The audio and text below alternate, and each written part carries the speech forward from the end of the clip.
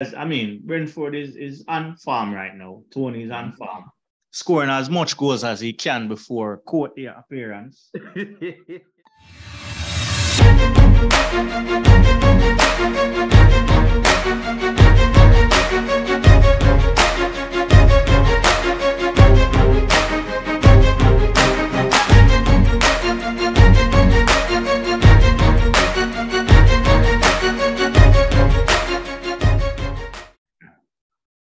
Yeah, people, big bad and mean.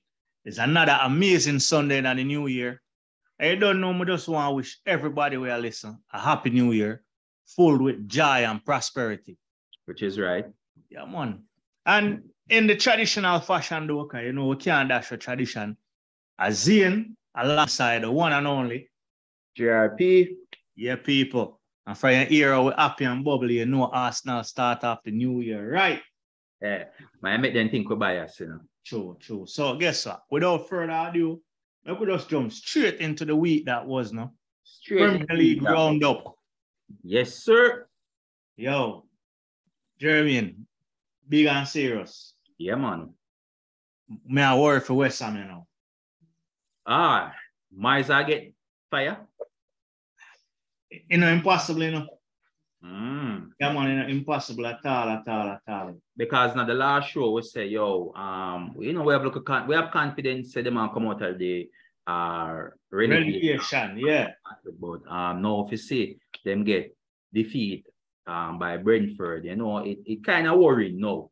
And in such a fashion as well. That is the thing as well, you know. Yeah. Such a fashion. Right?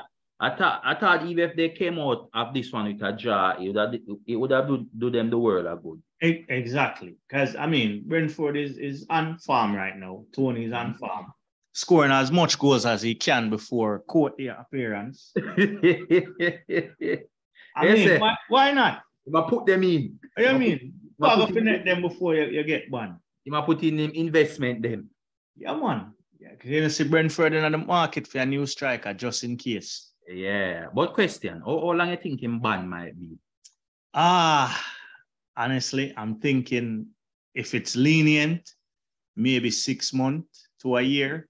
I think it's going to be lenient. A whole heap of time and catch him on the place back, you know? That is the thing. It might not be lenient, you know? And with his age, if them go hard, it might just be career ending. It's sad though. Anything over 6 months, a career ending, or slow down career big time. Yeah.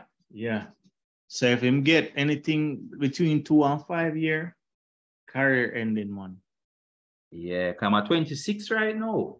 Yeah. So imagine if him get a 5 year, man. That 31 him come back, man. Yeah, 31. You know that you look on some lower league, you know, lower division. Exactly. You know, to be out of the game that long and then, you know, a bounce back in at that age. Not many clubs I go bite. I go want him there. Yeah. And plus, coming out for that reputation of you being a gambler. Yeah. I mean, everybody have them problem. I just hope not too harsh on Tony and him can get some help for his. Well, I guess West Ham should have need some gambling skills right now and some winning mentality because I'm sure need it. Them gonna need a Tony, believe me. Yep. No, I know Brentford is definitely gonna be safe. You know, we've been saying they're here to stay, but West Ham, they're slipping down the wrong side of the table. Especially when Nottingham Forest got a point today against Chelsea. Exactly. So now everything is really tight. Them and Forest are both on 14 points. Yep. And they're only 2 above Southampton. So it's sticky for them. But, you know, all the best for Miles. When I hate to see him get fired still, but we could look on Liverpool and Leicester. No, sorry for cut you. What did I say? It seemed like it's heading that way for David Moyes. Experienced manager, quality manager, but seem like time I run out right now. Yeah, I'm there on the chopping block. But another manager where I go there on the chopping block. Brendan Rodgers. Can you blame Brendan Rodgers for this last? No. Can you blame when your player went out there and scored 2 own goals? The best player for the opposition was your own player. Exactly. It's rough. I mean, many times we talk about like the last game week, you said Leicester joined the party too late after 60 minutes. Them play like a football, then after 7 then get them first shot. Them actually turn up this time. They turned up, took the lead against Liverpool, and was playing well. Until fast. Yes. Boy. Hey, if a professional player have a worse day than that, I don't want to see it. Can you get it any worse than this? Is a hat trick, you know? Me I tell you. Bro, and the thing is, me I wonder if him could avoid, especially the second goal, because the first goal was a slice clearance, you know? Yeah, that could have got anywhere. Yeah, but then the second goal where ricochet off of the post, and while he was running back, he knows it I go lick him, and him try to clear it and kick it on the goal. He will be in the history books. Yeah, man, definitely. But how did Liverpool look to you? Shaky, very shaky. Yeah, Liverpool is like they weren't clicking on the day. Attacking wise, it wasn't fluid as usual. After a convincing win in the last game week, now they look kind of shaky. Yeah, I mean, agree with you. To say the least, they were nothing more than lucky. Absolutely lucky. I mean, when your opponent scored 2-1 goal, what more can you ask for? I tell you, it's like them sleep on the right side of the bed. And he slept on the wrong side. But no, Leicester, why? I don't know if they're going to safe because nothing click for them, nothing turnover for them. No, not work. Not a thing working for them. And, you know, we know Liverpool are definitely try jump up into the top 4, but the battle for the top 4 is hot. Yeah. And there's no guarantee who can make it. I see Brendan Rodgers trying many different things. This time he left Talisman on the bench. Yeah. You know, so in pretty much thinking, but in pretty much I run out of ideas right now. Yeah, man, desperation all around. Who know that Leicester would be this bad? Exactly. Apparently, Tielemans when he tried to get a move. Side coming. Side coming. But without further ado, you know, we're going to talk about the next man will sleep on the wrong and right side of the bed. Marcus Rashford. You see what happened with Marcus Rashford and Ten Hag? Yes, he was on the bench for disciplinary reason. I didn't see what was this disciplinary reason. He overslept and was late for a meeting. Oh, he overslept? Yeah, he overslept and was late for a meeting. It happens to the best of us. It happens to everybody, man. But you think that was enough reason for Ten Hag to bench him, though? Seriously. Unless he has a series of late coming and rule breaking. Right. Unless it's habitual thing. Yeah, but I have not seen any of that in the media. So it seemed like a one-time thing. That's it. And why I think this was kind of harsh, Ten Hag just had Cristiano Ronaldo there, who basically broke every rule. Right? Ronaldo basically broke every rule from refusing to come on to leaving at halftime. Did everything to break the rules and wasn't disciplined severely compared to Marcus Rashford oversleeping and being late and then immediately dropped. And it is the same Marcus Rashford who came and rescued Manchester United. Exactly. He have a goal disallowed in the 84 minute. Right. I mean, rightfully so in aspect of the rules, which is another thing we're going to talk about at the end. But, you know, Marcus Rashford is on form. Clearly. Yeah, but like I said, I'm maybe Ten Hag just try to drop the iron fist and be strict and I tell him say, yo, me are the captain of the ship. Right. My way or the way, but I mean, being like I said, he doesn't have a disciplinary record of being that kind of player. So you could have made that slide. You could have made that slide, you know, with a warning. With a warning, or a fine. Pay a fine for that. Yeah.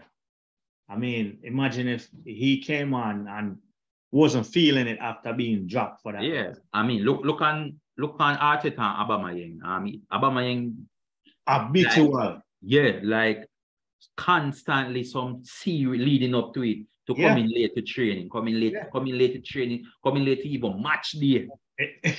Exactly. It was a thing that built up over time. Yeah, over a period of time. Yeah. But we're going to slide across the next side of Manchester still. Manchester City.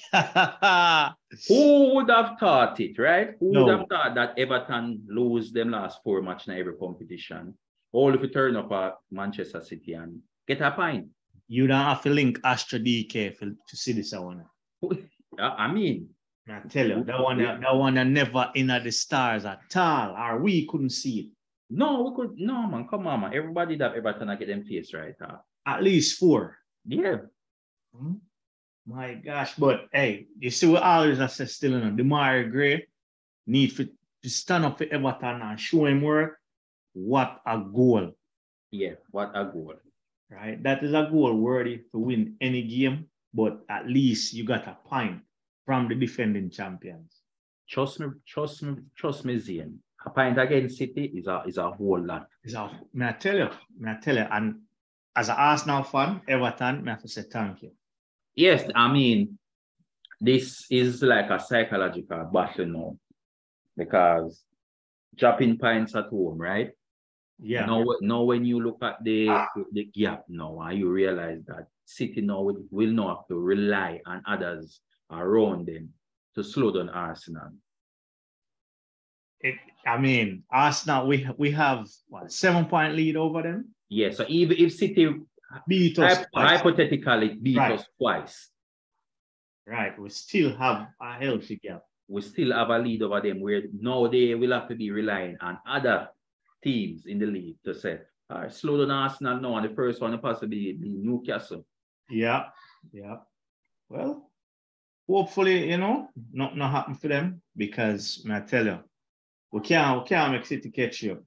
But Everton still. Thumbs up to them. Big time. Thumbs up. And them leapfrog West Ham now. Yeah, and anything about it, it wasn't even a great performance. No, it wasn't a great performance whatsoever. Then just turn up. I mean, the goal. Yeah, classic goal. Yeah, amazing goal. But everything around that, they just dig deep and just grind it out. Big time. And the next thing too, what do you think are going with Cancelo and City and Pep? It's the second game him not starting. Him actually not even come on another one here. According to Pep said that he wasn't match fit as yet. But according to World Cup, Cancelo didn't play much. Really? Okay. So I don't know what's the issue. Because remember, Cancelo was the go-to guy. Definitely. Exactly. Was the go-to guy. The one sure guy yep, he might start. Yeah, him and Edison were like the first names on the team sheet now. Yeah. But I mean, whatever is happening with City, I'm not complaining too much. It's working in our favor. No, man, I would demand them draw the next 4 match. Definitely. And I think one of them next game, is against Chelsea. Yeah, man. The next game is against Chelsea. So, we'll see what can happen there. It depends on which Chelsea turn up. Definitely. I mean, just like how it depends when we look on Fulham and Southampton, which Mitrovic turn up. That as well. No, this game also had another own goal tonight, James Ward-Prowse. Yeah. But unlikely a person, right? Most unlikely a person. But you see, the thing is, he made amends for his own goal. Yeah. Hey, you think Ward-Prowse are the best free kick taker in the Premier League? Definitely. Who else can consider? Matter of fact, probably in a football at the moment. You take up Messi and Neymar, them can turn it on anytime. You'd have to take out Messi, Neymar, Mbappe, and those others. But right now, the man is a free kick specialist, man. Yeah, man. Yeah, man. It's like, you know, another David Beckham. Pretty much a David Beckham, really. But, you know, that one here still, you know, Fulham again, Fulham got away with it because they scored in the 88th minute. And then after that, in the 9 minutes, Mitrovic has his penalty save. You don't back your house for Mitrovic. Yeah. But yeah. So it go. That one was one for the book. No, hey, you see how them get the penalty though with the defender and the goalie? Yeah. Basically sandwich up the attacker. Mm-hmm. My gosh, man, and get a hot lick. But Fulham, like we always are saying, Fulham is here to stay. You know? Yeah, man, Fulham is here to stay. All right, Southampton, the war is on because it's getting tighter and tighter down at the bottom half of the table. The last couple of seasons, Southampton have been showing this poor form in the season. It's all a matter of time before they luck run out. Yo, luckily we're not halfway in the halfway stage yet, so there's still time. And you know, up to let's say Leeds in 14 is only 4 points ahead of them. So yeah, there's still time for all of them to basically correct something. Yeah, well, but the nature of the league is that 3 will go down. True, and you wait too long, and you know the dog fight still. Yeah. No, hey, last week we talked about Vieira and how upset he must be at his players. Yeah, no more than Vieira just going at the dressing room after the match and just give them a peace of mind. Yeah, cost too bad word and fling two things, and I hate that. And them come out and win. Convincingly. I mean, Palace look like we said, they're going to just stay right there in 11th spot. That's how they're going to finish. Yeah. Here or there. Somewhere around that spot. Yeah, 11th spot is all right for Palace. But the thing about it, Zaha didn't even score a goal. So yeah. You mean he hasn't scored for a while now, no? I guess Zaha going through the motions. Looks like it. But Bournemouth seems to have become very, very, very toothless lately. Right? Bournemouth, like they can't score a goal lately. That's it. You know, you can classify Bournemouth one of the inconsistent team as well, even though because they go through their spells in patches. You know, them win some year, then them put a local draw here, and then them put loses there, and then the cycle start again. So true. That is true. That is them. Or like I said, them look toothless. I mean, but since the start of the season, Bournemouth have always looked toothless in front of goal. Yeah. I mean, I don't know what's happening. Maybe Bournemouth want themselves get dragged in the relegation, but because when you think of their two front man, Kiefer Moore, and you have Solanke.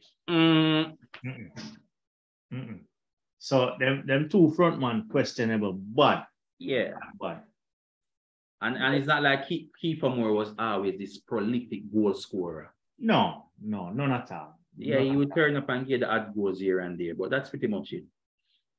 Man, Bournemouth, it was normally a more organized team, you know, man. Yeah. When Eddie Howe was there doing Bournemouth was punching and you know, doing things. And the key word right there is Eddie Howe. Eddie Howe. Now make a look on Eddie Howe's side. Surprising.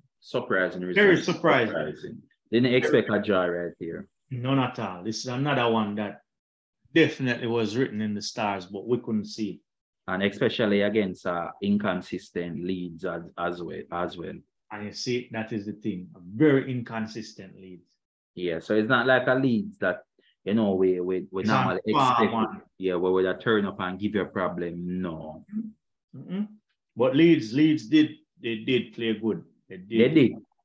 The thing with Leeds, everybody put them body upon the line for Jesse Marsh at the moment. And they need to. Yeah, and I think if they continue like that, they may just be safe. And that's what they're playing for the rest of the season. Safety. Yeah. And then rebuild and see what can happen in the next season. Yeah. I mean, even with the draw still, you know, Newcastle fans are still buzzing, you know, man, because they're They should. team third, you know. Good. They are in a wonderful season at this point in time. Sitting at third. That's a Champions League spot. Playing good football. And like Eddie O said, the players should believe that they can win the title. Why not? You're this close to it.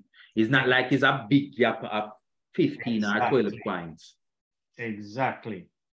So yeah, them can go feet too as well. Of course.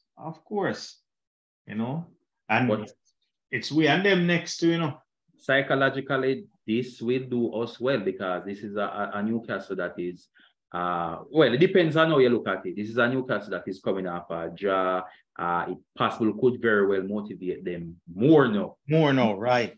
To come and seek a win against Arsenal. Or it could be a case where, hey, we get a draw at home against Leeds. Let's not try and do something now, or we might pick up a loss against Arsenal. Right. They may play a little bit more reserved. Yeah, play a little bit more reserved. So it depends on how they look at it. Well, the one thing I can say still, this Arsenal team, as we look at their game against Brighton, Arsenal team have fight. The stubborn Brighton. I mean, Brighton is a team that we always struggle against. Because I think in the last 10 games, if I'm not wrong, listeners can correct me. I think we only have beaten them like twice or something like that. Yeah, man. 2 wins. 2 winners, I think. Couple draws and couple losses.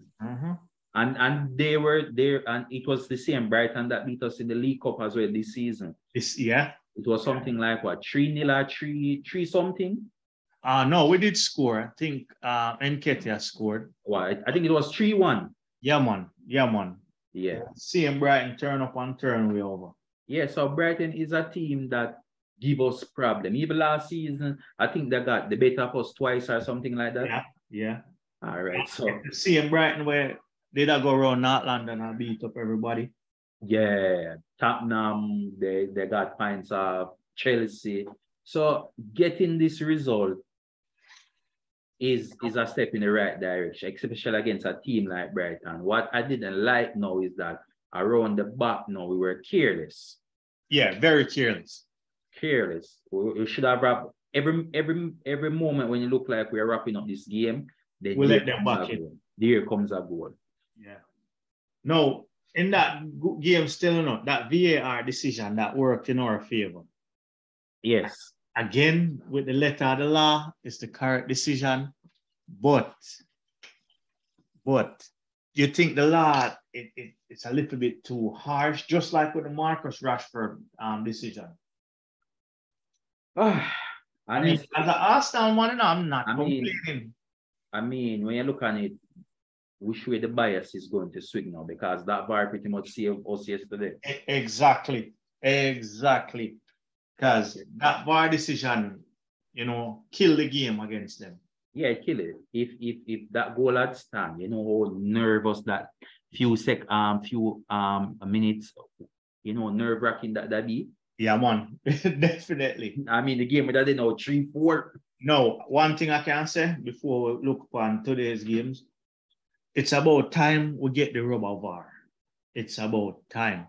And it's not even the rubber VAR still, it's just the rules. So VAR applied correctly. Yeah. Because there's cases where sometimes we have to say, VAR and look into that, but then realize VAR is not responsible for that aspect. That aspect of it, exactly. So I guess we fans need a more clear outline, what is VAR's responsibility? Exactly. No, into the match, it's like the first match of the new year. What a way to celebrate the new year as an Arsenal man. Well, if fans listen to the last episode, we did want to say, how long can Tottenham keep up with this? Exactly. See, in a matter of days. Come up against the Unai Emery's Aston Villa, we always want them both. And that is one team, that's one Emery team you can't play around. None at all. Hey, and honestly, Tottenham deserve to lose. Because for the first half, I think Hurricane touched the ball one time. But Zane, this has been the story from the start of the season. It looks like, the luck run out. It wasn't going to last forever, and the luck finally run out. Yeah.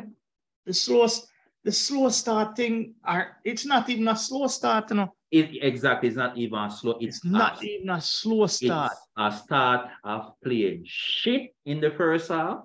Yes.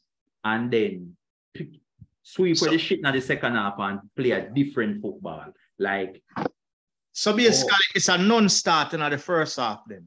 Yeah. It's like, maybe we just go in the first half for warm-up. Boy, I tell you, if Tottenham continue to play like this, I can't see them holding on to the top 4. And every week we continue saying that if they continue playing like this, but every week them turn up and play like this. And every week I want them to continue playing like this. Exactly. The only thing about it is that Aston Villa never hammer them even more. That is the only regret. It could have been a heavy defeat. Yeah, man. And it would have been well-deserved. Well deserved. Yeah, and it was about time Tottenham got a beat because they can't keep playing that way in the first and getting half. away with it. And get away with it. And then turn up in the second half and try and get a point. Yeah. Yeah. And feel like, they're the comeback kings of the Premier League. Yeah. Yeah, nah. And like I said in the last game, I don't even think Conte know why they play this way in the first half. No, it's clear. It's definitely clear. This is not Conte's game plan. None at all. But the last game for the day still was another game that was written in the stars that we couldn't see. A tales of two halves. I tell you, the first half for Chelsea, my gosh, man. Potter must have thought this was the easiest game in his managerial career at Chelsea. They say I tick off everything. Everything. 80% possession. They basically control the game. Leeds look like they could have conceded 2 or 3 at any time. And second half, it all changed. That's why I always say they say one goal rarely wins football match. True. Especially now. True. Definitely true. And and all things considered, being a game of 2 halves, you can say Chelsea were kind of lucky to, get away with the draw. Because in the second half, it was all Leeds. All Leeds. Nottingham Forest. Nottingham Forest. Yeah, it was Nottingham Forest. They just couldn't find the win. I tell you. Hey, still I don't think this Forest team will be safe. No, because apparently they're planning on spending in January. Or if you sign 23 players in the summer and then want a January window to spend again. Psychologically, because what they have done so far is not working.